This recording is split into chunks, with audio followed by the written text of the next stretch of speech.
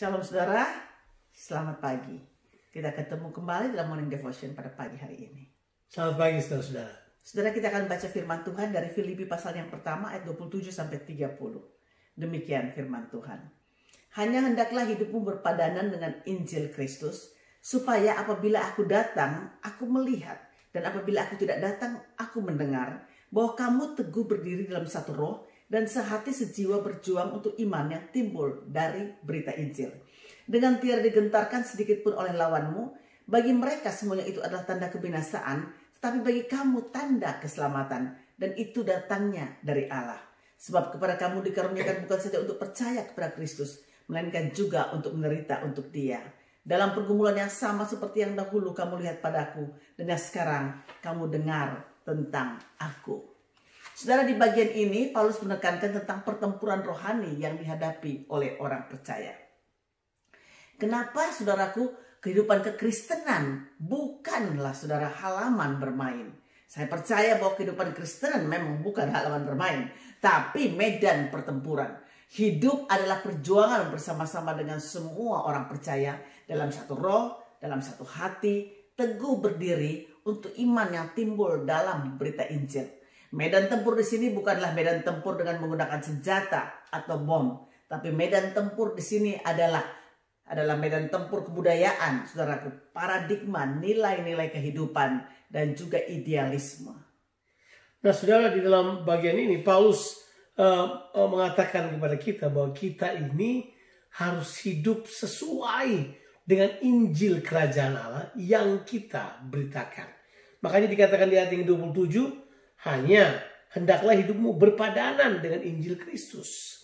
Jadi dengan kata lain Paulus mau mengatakan bahwa pertempuran rohani ini adalah pertempuran di mana kita harus datang untuk menyatakan cara pikir kerajaan Allah. Kita harus menyatakan gaya hidup kerajaan Allah.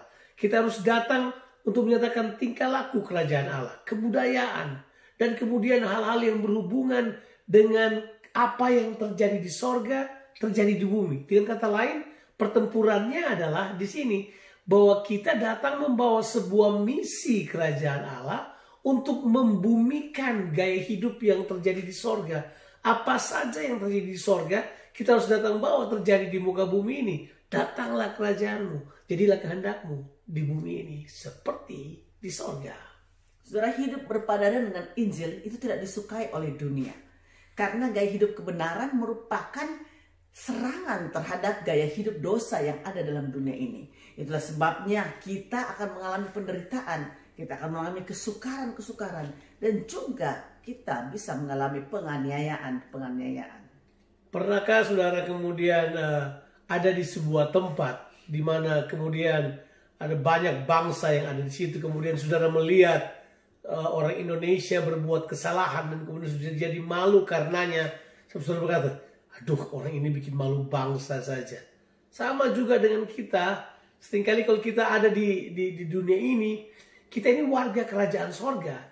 Kita harus hidup menyatakan semua yang sorga mau kita nyatakan ke dalam dunia ini. Sebab kita ini adalah perwakilan dari kerajaan Allah di muka bumi ini. Makanya waktu kita menyatakan sesuatu, dunia nggak suka. Mungkin sistem dunia nggak suka. Itulah sebabnya kita dianiaya, kita ditolak.